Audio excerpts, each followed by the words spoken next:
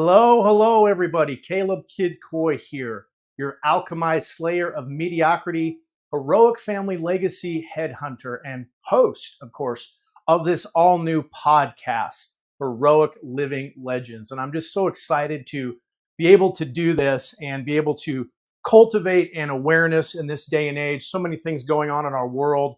What a critical year in terms of politics and economics and everything like that happening.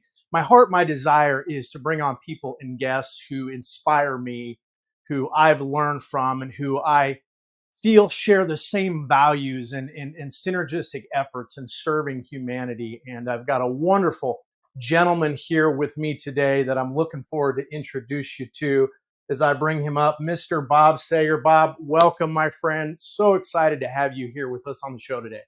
Yeah, it's fantastic to be with you, Caleb.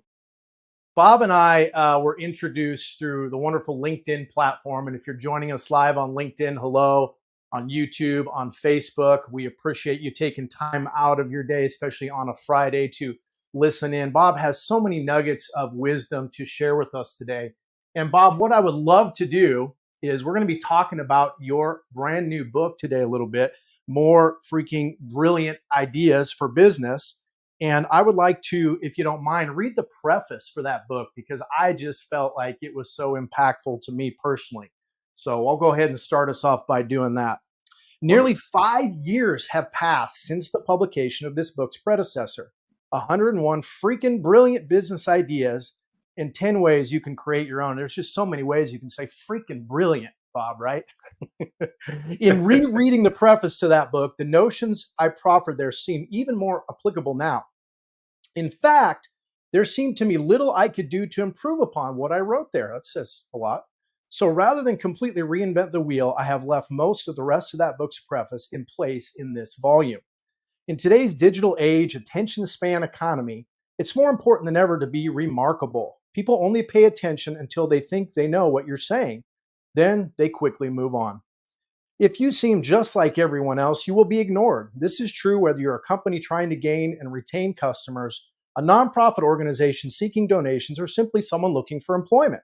The old rules for success don't apply as they used to. Millions in advertising, regardless of medium, can be easily bypassed. Conventional approaches no longer resonate. New innovating thinking and approaches are required. Here's the problem. Most people don't challenge the way it's always been done. They don't innovate, they replicate and become commodities. Here's the good news. Innovating thinking can help you see the invisible so you can do what others deem to be impossible.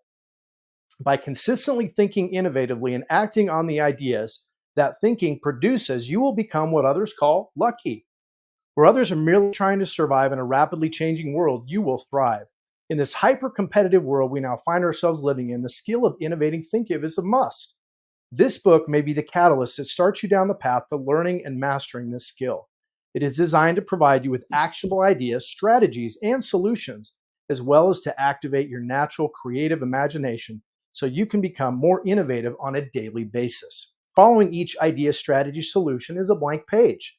This is on purpose. If you have the paperback version, use the rest of the page as a personal idea notebook. Write it on it what ideas occur to you for how you might apply something similar in your business. If you have the ebook, keep a notepad handy while you're reading. An important caveat. Some of these ideas and strategies have been crafted for specific industries. That doesn't mean they can't be the stimulus to your imagination that is needed to develop the next big idea in your business or career. I wish you massive success. Bob, that preface in and of itself is brilliant. I love that you are an out-of-the-box thinker. Talk to us a little bit about your journey and what led you to where you are today, if you would. You're going to find this, and thank you for sharing that, and I appreciate the kind words. You're going to find this a little bit bizarre, Caleb. I didn't always see myself. In fact, for most of my adult life, I really didn't see myself as a creative person. Mm. And in fact, when we do training for organizations, one of the first questions that we ask is, by a show of hands, how many of you consider yourself to be creative? And it's consistently 20% or fewer. Mm. I mean, it's just most people don't see themselves that way. And I was no different. And so this, despite the fact that I taught myself to play guitar when I was a teenager, have We share written that. dozens of songs, right? And so I had done a lot of creative things in my life, but for whatever reason, I just didn't see see myself as creative. Hmm. And do you mind if I share why I think most people don't? That was my next question, in fact. So please. So I think the reason that most people don't is a combination of two things. In business, it has become the norm to refer to as creatives those people who are doing something artistic, Hmm. right? Whether it's design, whether it's creative writing, something along those lines where they're viewed as an artist. And I remember this is the second reason. I remember being in seventh grade, so 12 years old. That's a couple of years ago, Caleb. Uh, I remember they No were comment. in seventh grade art class. They were teaching us to write calligraphy. And I Hmm. think calligraphy is just beautiful, elegant, and I loved it. But no matter how hard I tried, even with a little bit of extra instruction from the art teacher, I could not make those letters look right. It just frustrated the heck out of me. And in my mind, in the seventh grade, I had decided I'm not an artist, which equated to I'm not creative. Mm. And I think a lot of people have those similar types of experiences. And so they don't see themselves as creative and they're not labeled, in that niche that's a creative. And listen, artistry is creativity, but it's only one narrow band of creativity. And in business, especially in today's world, creativity is necessary in to innovate in every aspect of business. So the transformation for me was I bought a creative thinking book because I was determined that in addition to some of the personal achievement work I was doing with people, I knew that creativity was going to be necessary. And this is a bunch of years ago now. Um, and so I wanted to personally learn a little bit more about it so that I could transfer some of that info onto other people. And so I bought a creative thinking book called Thinker Toys. That's like Tinker Toys, only with an H, Hmm. by an amazingly creative gentleman named Michael Machalko. And since, by the way, since I bought his book, we have become friends on Facebook and we're connections on LinkedIn. And so you just never Nice. know where things are going to lead you. That's right. But I began experimenting with one of the creative thinking methods in there, which is super simple, but extremely powerful. It's called combinatory play. And Say that one more time, Bob. it's called combinatory play. And I discovered later that it was both Da Vinci and Einstein's go-to creative thinking method. Interesting. And and essentially all it is combining disparate things together. You got this and you've got this. And when you combine them together, third possibilities start to emerge. And do you mind if I describe kind of the mental process on why that works? Please do.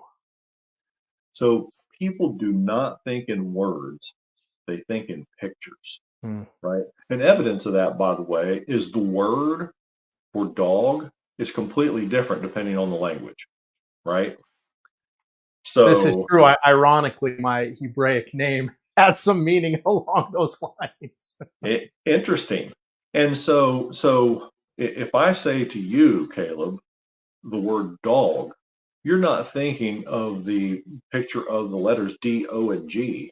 You're thinking of the picture of a dog, Correct. right? It's probably a dog that you are familiar with, right? Or maybe your favorite breed of dog. On the same line, if I say the word kitchen, you're thinking of a kitchen, a picture of a kitchen, probably a kitchen you're familiar with, maybe your kitchen, right? And so, but if I say, hey, let's combine these words together and we give you a direction to think, Hmm. come up with an idea for a product, service, or business combining dog and kitchen, right? And what could that be? What could a dog kitchen be? What could a kitchen dog be, right? And so I began experimenting with that method.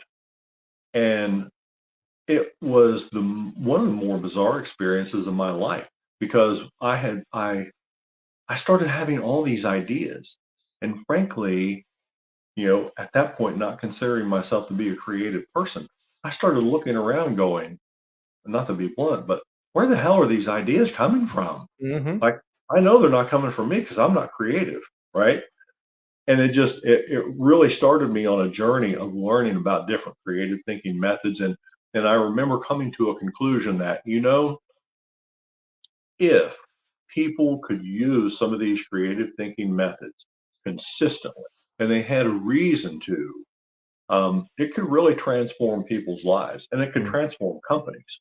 And so that's when I really made the shift of uh, teaching personal achievement to teaching creative thinking and what we call it purposeful creative thinking, right? That it has a direction and a meaning and a reason to be creative. And I invented a creative thinking game to make mm. it really fun, right? Because when people are having fun, it does, you know, there's an old saying, if it feels like work, people want to do less of it. Mhm. If it feels like fun, people want to do more of it. So when we go in and do training for companies, um, we make it a fun process, right? And Right. and and having it gamified, the game's called "What's the Big Idea?" And by having it gamified like that, it just feels like fun and it's friendly competition, which everybody loves to compete, especially if they feel like they have a chance to win, right? And Wow. it's just, and I'll have people come up to me and overtly tell me after just the first session, it might be 90 minutes or a couple of hours, and they played this game and either by themselves or on a team usually they've come up with several good ideas that really kind of surprised and in some instances shocked them. Mm, And they'll tell me, like, man, I'm a little sharper than I thought I was. I'm a little better than I've been giving myself credit for. And it changes what they view as possible for them. And Caleb, even the people who don't tell me that overtly, you can tell that there's a difference in their physiology. They mm. carry themselves just a little prouder, right? And it's I found that that's kind of a shortcut to increasing people's self-esteem and self-confidence. Mm. What an incredibly fun and tactical way to organically unlock that creativity. And immediately reminded me of Robert Kiyosaki, author of Rich Dad Poor Dad, and the game that he created, which later they made a kids version of, understanding right money and finance and how things like that work. Expound a little bit more for us, if you will. What are some of the things people do while they're playing the game? Well, let me explain the structure of the game, then it'll make sense. We have three teams. And you have the entrepreneur team, you have the competitor team, and you have the customer team. And Mm, so what happens is each team, the entrepreneur team and the competitor team, get a set of 10 words. And they're combining any of those 10 words. The game has, let me back up a step. The game has 400 word cards in it. mm, So these are drawn totally at random, and that's important, by the way, because the randomness of the words um, gets people out of their conditioned thinking. mm, See, human beings are creatures of habit, right?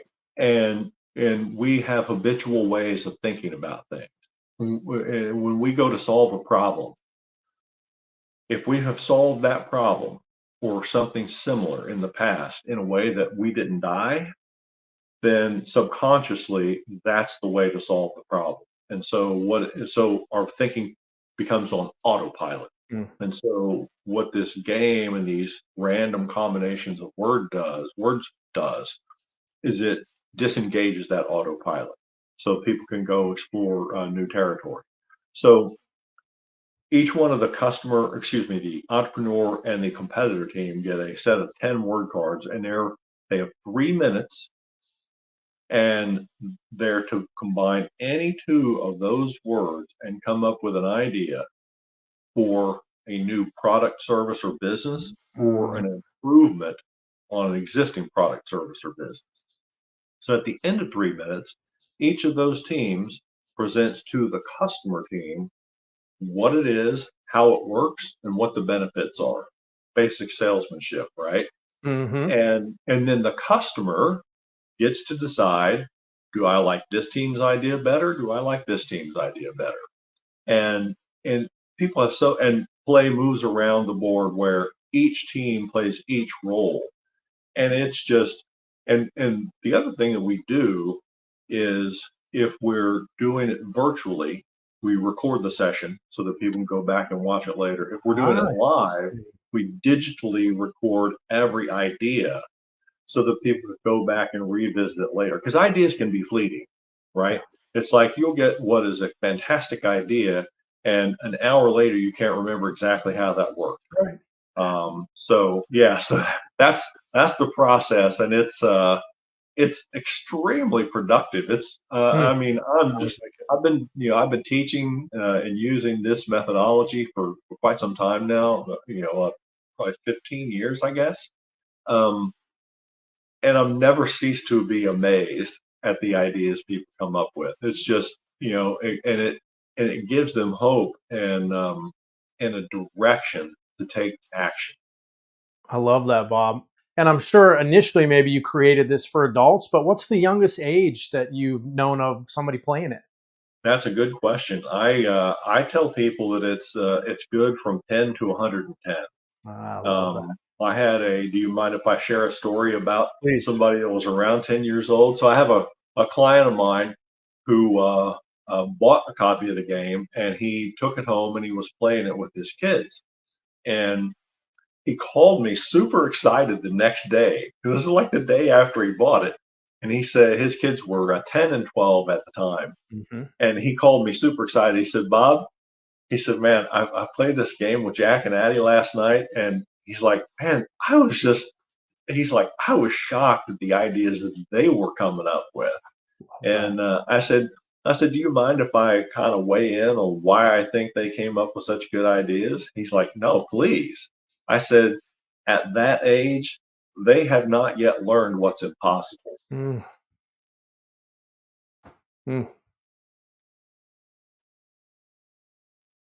Boy, does that resonate with me as a parent. My goodness.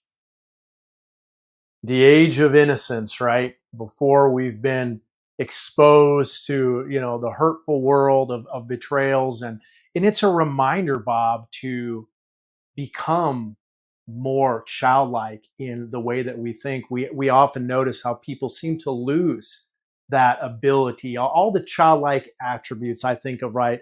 Altogether trusting, quick to forgive, right? They get in a fight with their friends, and 5 minutes later they've forgotten, then they're playing again. But that ability to imagine, to think, creatively, boy, I want to get it for my kids. I know that. And they're only 6 and 3 right now, but I'm constantly thinking about, being the legacy minded man and individual that I am, what can I do to help my children become more creative? And I just think this is ingenious, Bob. Where can people get a copy of this game? Where can they find it? Well, listen, it's not exactly for sale to the public. We typically sell it to our clients, but if Ah, somebody wants to reach out to me on LinkedIn, we'll be happy to hook them up with a copy of the game. We sell it for $29.95 plus, if you're in the continental U.S., $5 shipping and handling. okay. Um, and do you mind if I share a kind of a reframe question? I think your viewers and listeners will get a lot out of this. By all means, please. So when somebody says to me, "Well, that's impossible," my response is, well, let me ask you this. If it were possible, wouldn't it be cool? Hmm. Right? And it sort of shifts them out of that. Maybe it's like, maybe it gets them to start considering possibilities like, well, maybe this is possible, because man, if we could do it that way, that would be really cool. It would be a game changer in some circumstance. Wow. I love that. Very, very incredibly powerful tool. It's something I'll pick your brain on more later. I want to hear some more stories and testimonials. But guys, again, and Bob, obviously, you are a paradigm shifter. You are a disruptor to creative thinking, and I love that. I see the sincerity in you, the heart that is so adamant about serving others. And it goes without saying that that's what attracted the two of us, that's what drew the two of us together, if you will.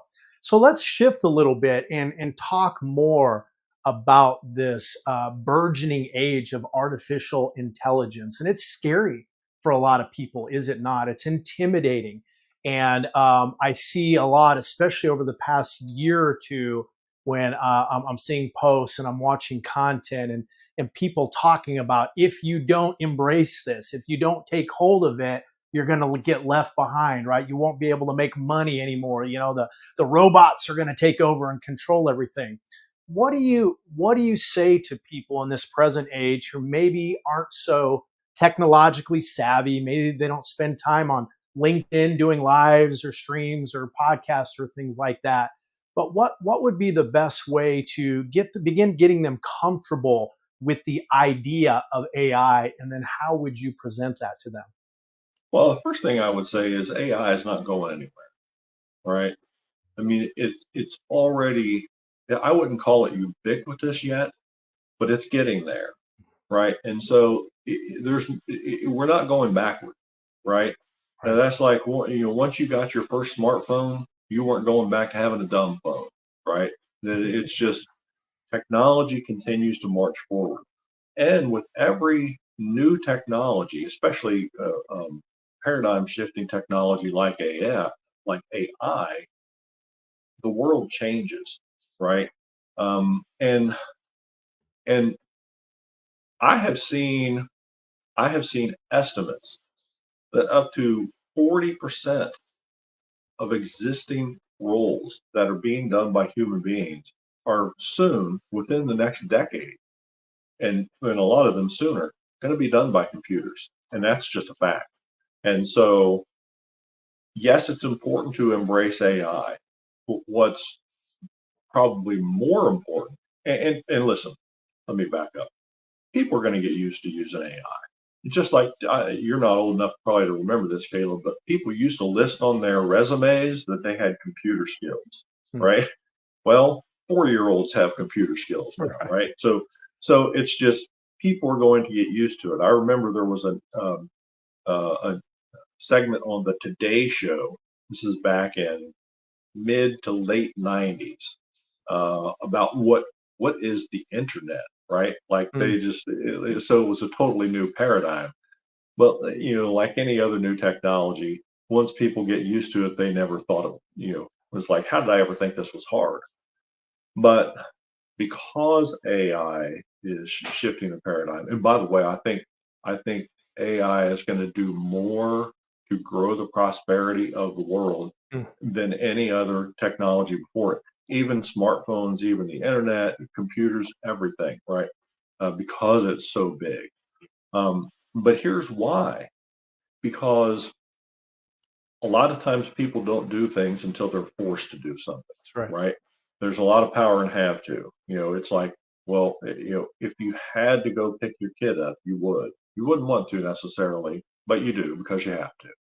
And it's the same thing. It's like, well, if you're forced to learn how to do something else because a computer is taking your job, then you'll learn how to Hmm. do something else. And so, you know, I know the subtitle of the new book is Helping You Thrive in the Age of Artificial Intelligence, but it really has nothing to do with using artificial intelligence, but it has everything to do with how to thrive in the age of artificial intelligence. And that is learning the skill of purposeful creative thinking. Hmm. And I think I think there are three essential skills that everyone is going to have to master, or they're going to be left behind. I mean, and I don't mean to sound cold-hearted. That's just a reality, right? Hmm. There's a famous and maybe trite example about there's not a whole lot of jobs for buggy whip manufacturers anymore, Hmm. right? So it's just things change.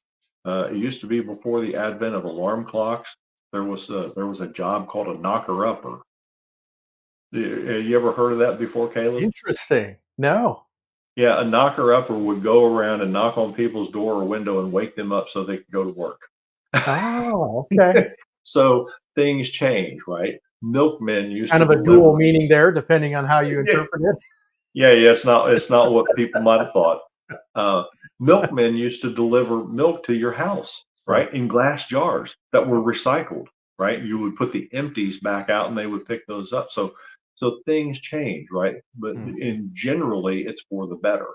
And so the three skills I think that are essential for the people who are hoping to thrive in the modern economy are purposeful creative thinking, and it is a skill that can be learned.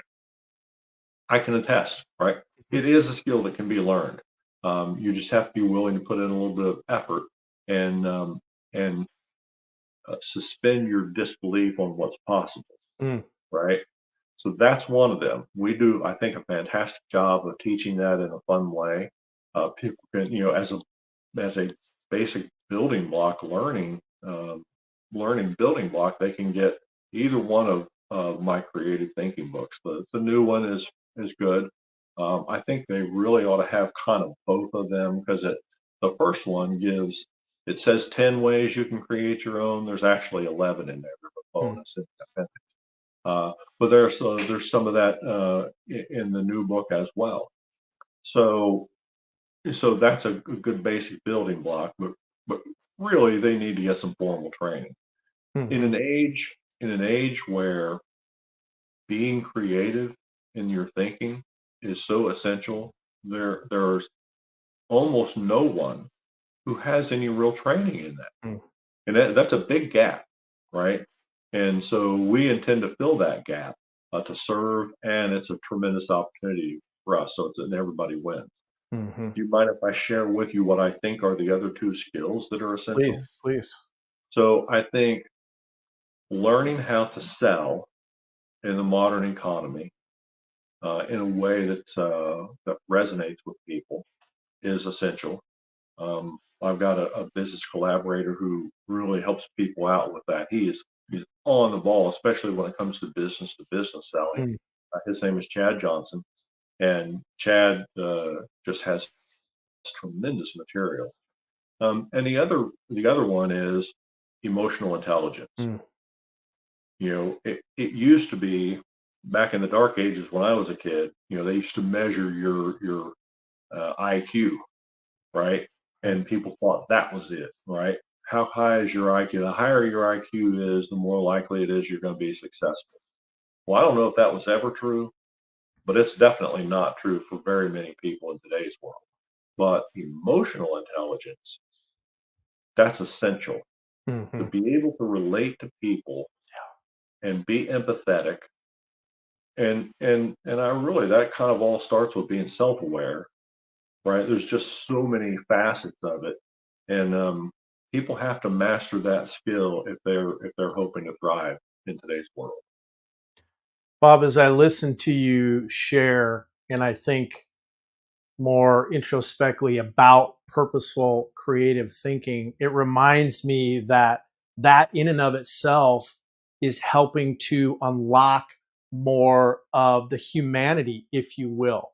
And what I like to talk to you a little bit about is in asking you, do you find yourself when you're working with your clients teaching them specifically about finding that balance of retaining our humanity, and obviously purposeful creative thinking can help accommodate that, versus leaning heavily on AI? And I give the example of recently, I'm old school in many ways, right? I still write a lot of my own copy because I got proficient at it. And, there is that human element of empathy and compassion. And recently I spent a lot of hours, after numerous hours of mastermind calls with a associate of mine in his 70s, and gleaning all that wisdom and expertise, and shared it with a few people many, many edits later, right? And they said, wow, this is incredible, some of your best work.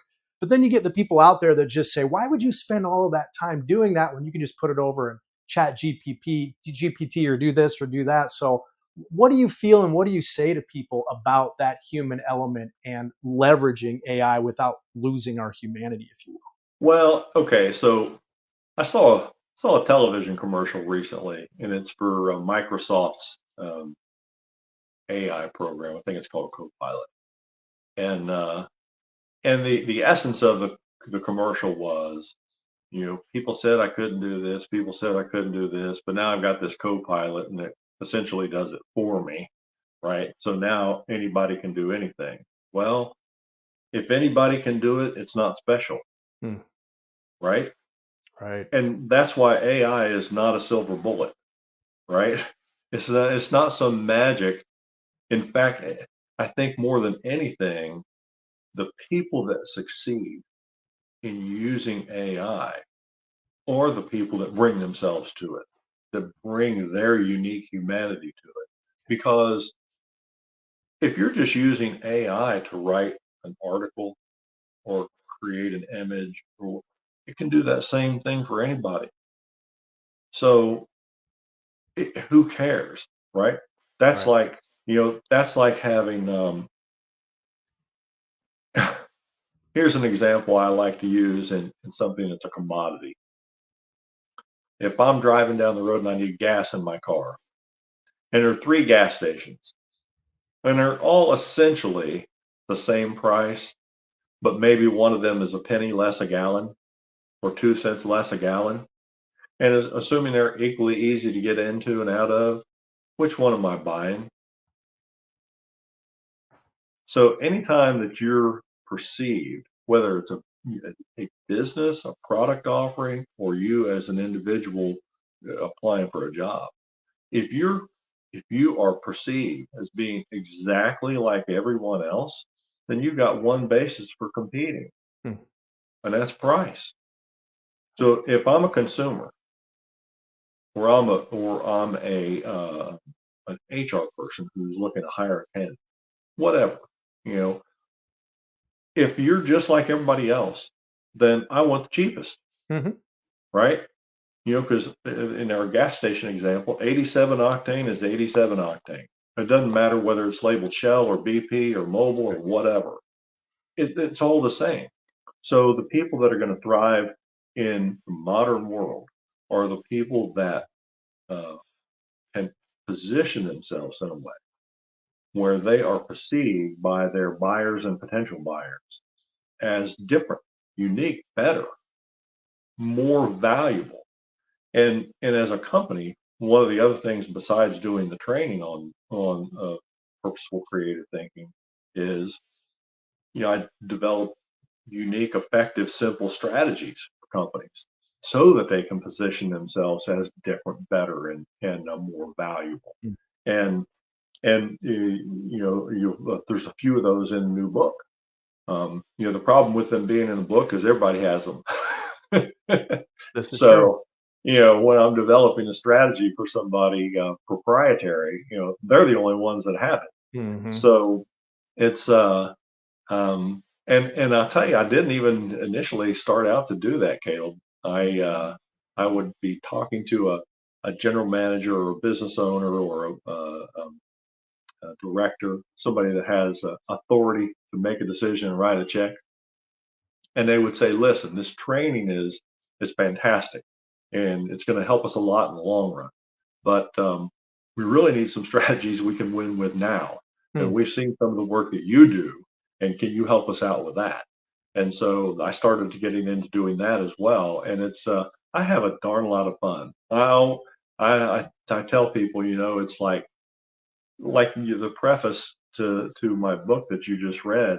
It's like I I I hear you reading that, and I think two things. One, I think, man, that's really good. And then I'm humbled a little bit and go, you know, maybe that didn't come from me, but it came through me. Mm. And sometimes I feel the same way about the strategies that I develop for people. I mean, yes, I have knowledge, I have experience, I know how to employ my imaginative faculty through using these creative thinking methods. But sometimes I think that, that just made me a vehicle, right, for that strategy to come through. And so I'm forever grateful for that. I love that, Bob. And, being tuned in, if you will, or locked into the source, whatever that might be for you as an individual. I remember Napoleon Hill referencing it as, infinite intelligence, if you will, or whatever, but learning to tap into that creative flow, if you will, where we can draw from an unlimited pool of ideas. I'll never forget when I was in my 20s, and I was terrified because I was about to be a dad. My wife was pregnant. I was working a nonprofit ministry, which basically meant I was living by faith, right? I didn't know where the next paycheck was coming from. And I sat down with a mentor, and he looked at me and he said, Caleb, everything that you'll ever need to succeed is already resident within you. And it was one of those take a step back, because I'd never really heard that said to me before. It was right, always the idea I need to learn more, I need to understand more, I need to get more educated, and we do. That's all part of the progressive process of learning and growing. But it was also an incredible epiphany that there is a creative source within me, that if I can learn how to tap into it, that those ideas are already there. And isn't it exciting, Bob? Because we have so many new ideas just waiting to be unlocked, creative business ideas and strategies that we have yet to see. I mean, you hear people saying it's all been done now. I don't think so. I think we have the best is probably yet to come, is it not? And Oh, go 100%. ahead, my friend. Yeah, no, 100% the best is yet to come. And let me use an analogy that's, I have a lot of original thoughts. This is not a Bob original. Hmm. And that is a fish doesn't know it's wet, right? So water is all around this fish, but it doesn't know it's wet. The same way I find with most human beings is they don't know that they're surrounded by this uh, vast storehouse of ideas, innovation. All they have to do is learn how to tap into that. I not heard, this is way before my time, but I read that somebody was interviewing Thomas Edison, the most prolific inventor, or certainly one of the most prolific inventors in world history. And somebody was congratulating him on his new idea. And he said, you know, he kind of shrugged it off. He said, ideas are in the air. I've Mm, just learned how to tap into them, mm. right? And In the I ether. yes, exactly. And I heard Stephen King say the same thing in terms of he likened it to kind of a filter of information. And he said, one of the reasons that he writes uh, most of what he writes is like horror novels. And Mhm. he said, that's just my filter, right? That's like my unique built-in filter. I've learned how to filter that kind of idea from the universe. And so for me, I'm a business nerd, right? I love business done right. I think it adds so much value to the world when it's done right, where everybody involved in a business transaction is made much better off. And so that made me a business nerd because I love seeing people become more fulfilled and more prosperous. And I think good business does that for everybody, the company, any employees with a company, and their customers. So yeah, so that's my filter, right? I I could love never probably write a horror novel like Stephen King that. or invent a Right. light bulb like Thomas Edison. Yep. Yep. And it shows in how you communicate and everything that you do. And that said, let's talk for a minute about legitimate authenticity, because again, we're in a social media age where it's so easy for people to wear various masks, right? And come off as someone, on screen who they are not necessarily who they are behind the scenes. And I learned this in a hurry, being a life coach in the music and entertainment industry, and watching artists get on that stage and literally transform and just take on a whole different aura and personality. But who they were behind the scenes, their character, were they a person of honor and integrity? That was definitely lacking in a lot of people. And so I think folks like us who value authenticity and integrity so much, obviously we attract and we're drawn to one another. But what would you say as far as the level of importance, and how do people who maybe have spent a lot of time showing one mask or one face, and maybe it necessarily wasn't who they were, but they got that, dopamine hit and they grew a following, but maybe they're not necessarily being their authentic self? How would you encourage them to find that? Well, the first thing I would say about that is integrity matters way more than a lot of people believe it does, right? I remember doing a training once with, and my training was going to be on creative thinking, but I was following a speaker who had done some training on how to be more effective selling. And I said, I was listening to his training. I said, before we dive into what I'm going to talk about here today, guys, I said, I want to say something as a follow up.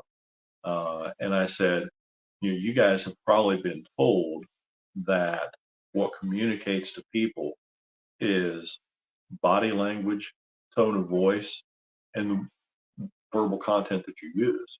And those three things do. I said, but there's one thing that supersedes all of those, and that is your intention. Hmm. And I said, that speaks to people on an intuitive level. And you can give the perfect sales presentation. Same thing, you could do the perfect post or the perfect video or whatever that's shared online. But people aren't going to resonate if you lack integrity and your intention is more about you than it is about adding to their world. And let me add another comment to that. I don't know if you're familiar with the book, The Go Giver by I Bob am. Berg. Great That book. is Great. anyone who wants to succeed above average. I recommend that to everyone, right?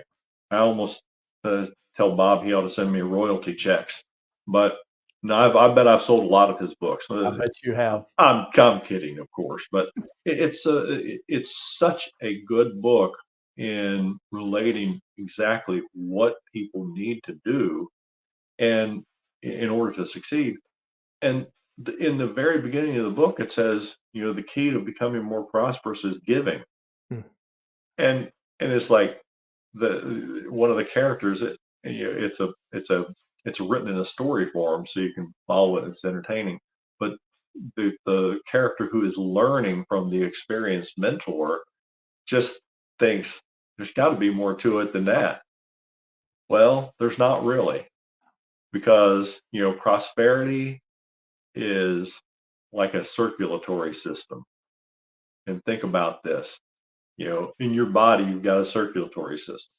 If your blood's being pumped out from your heart, it's going to go through your body and it's going to come back to your heart, right? And your body's, that oxygenated blood goes out into your body, and it keeps you vital. Well, the minute that heart stops pumping blood out, none comes back, none gets reoxygenated, and you're in big trouble. Hmm. And so it's the same thing with being prosperous. If you're all about figuring out how can I add value to other people, and you take that as your mantra, that's all coming back to you, That's right. because the universe is a circulatory system. Hmm. And when you add value to others, value is going to be added to you. And when you know that, and when you understand it both intellectually and emotionally, then you'll know that by serving others, you're serving yourself. Yes. And so that is just the way, that's the way to operate, in my opinion. I And love that. in my experience, that just, once I made the shift from what's in it for me to how can I help, Right. then everything changed. Yep, 100% goes without saying that the universe is reciprocal when we give out to that degree. It always gives back to us. And I've often said that legacy is loving, living, giving, and serving. So I think it goes without saying, Bob, and I would encourage you guys, if giving is not, a predominant element of your business, it should be. Make it, I'm a very active Rotarian, and that's just many of the things that I do. In fact, if I had my way, I would probably spend the majority of my time doing that. But I also recognize I've got to build a legacy for my children and for my children's children. And that's important too. Bob, this has been tremendously enlightening. I am just so pumped to have the opportunity to spend this time with you here today. We got about 5 minutes. So as we're wrapping up, would you just maybe highlight a few bullet points for us from your book, More Freaking Brilliant Ideas? And of course, people, if they want to read that, can find that on Amazon, correct? Correct. Correct. And Wonderful. by Yeah, the just a way, few bullet it, points it- of the yeah, contents in there. and by the way, for anybody who is listening in live or sees the recording or listens to the recording of this, here's a special treat. This will they'll be happy they tuned in to Caleb's show just for this. If Woohoo. somebody wants a PDF copy of my latest book, I've got a few left of those available for at no charge. So if Yeah. they'll reach out to me on LinkedIn, they can have a PDF copy. They might want a regular copy as well, but especially, it's like, I think it's like $23 on Amazon for the paperback. So, you know, they can have that. But here's a couple of highlights. I shared a couple of ideas and strategies in the book, and one of them is called sibling rivalry. Mm. And sibling rivalry, one of the things that it talks about is, I mean, this is I guess getting a little bit old school now, but for people who, even whether they're NASCAR fans or not, almost everybody's heard of Dale Earnhardt Hmm. and Jeff Gordon, Right. right? And and when Jeff Gordon came into the NASCAR back in '92 or '93, I think it was, and he was this upstart who just didn't know he couldn't win, right? And so he did. He went about winning, and the king of the block at that time in NASCAR was Dale Earnhardt. Hmm. And at first, Earnhardt was like, "Who the hell does this kid think he is?" Right? Like, I'm Dale Earnhardt. So, but he figured out eventually that the way NASCAR fans are, and this is true of the fans of almost any sport or entertainment or whatever. Um, they'll either love you or they'll hate you, right? And that's how kind of NASCAR works with rivalries like that. Well, what Earnhardt figured out is, he went to Gordon and said, "Listen, you got a lot of fans that love you. I got a lot of fans that love me, and the people that love me hate you, and the people that love you hate me. Why don't we play on that? Why don't we capitalize on that?" And they would go do events together, and they would have their merchandise available for sale there. And the people that loved Dale Earnhardt or hated Jeff Gordon or both would buy Dale Earnhardt merchandise so that they could wear their T-shirt or hat or whatever, and vice versa, right? And so they ended up parlaying that rivalry into a lot of business. And so one of the things that I say in that particular strategies is, in what ways might you as a company be able to do something similar with a competitor, right? There's a reason, I think this is in that chapter, by the way. There's a reason that Ford and Chevy dealerships are near one another, right? Because they both drive traffic, and it's like, if the Ford dealer can't make somebody happy, they might choose a Chevy. Same thing with Toyota and Honda, Right. right? Wherever you see a Toyota dealership, you'll see a Honda dealership in very close proximity, right? Usually on the same street. And so, you know, if you understand that, you can capitalize on it. And the other one that comes immediately to mind, Caleb, is an idea that I created for a client of mine, and they decided not to use it, but they said, if you want to share this with somebody else, you can. And I'm a little full of myself here, I guess, but I think it's a genius idea, and it's I forget the title of it. It's one of the last chapters in the book, but essentially it is. I'll see if I can describe it where people can get a picture of what it is. It's an idea for a short commercial, and the commercial starts out. It shows a nail in a board, and the a person then is trying to hammer this nail into the board with their hand, and that would hurt, right? So you'd be shaking your hand around. So then they reach off camera and they grab a French baguette and they try to hammer the nail into the board with French baguette, and it just gets shredded all over the place, right? Yep. Frustration. So then they reach off camera and they grab a hammer. And with not a whole lot of effort, a whole lot less effort than a hand or a baguette, they hammer the nail into the board. And then the tagline is, isn't it amazing how much easier things are when you have the right tool? Mm, And so, I love and that. so it's such a stunning visual Yep. that it's like, it just seems so ridiculous trying to hammer a board into your hand or into a nail into a board with your hand or a French baguette, but completely makes sense when you use a hammer. And so it's a message that will be both memorable and emotionally compelling for whatever company wants to do that. And frankly, a job seeker could do the same thing, Mhm. right? And send that as a visual over to potential employers and say, hey, isn't it amazing how much better and easier things are when you have the right employee? I love it, Bob. Instead of competing, leverage your competition to create collaborative synergy. It's so simple yet so profound, and what a wonderful example. Mr. Bob Sager, author of More Brilliant Ideas. It's been wonderful having you on today.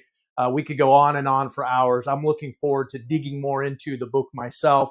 Guys, I encourage you to connect with Bob on LinkedIn, buy the book on Amazon, and just intentionally think about how you can be more purposeful in your creative thinking because you have so much potential to unlock within yourself. Guys, make sure to like and subscribe to the channel. Go out and be heroic legacy people.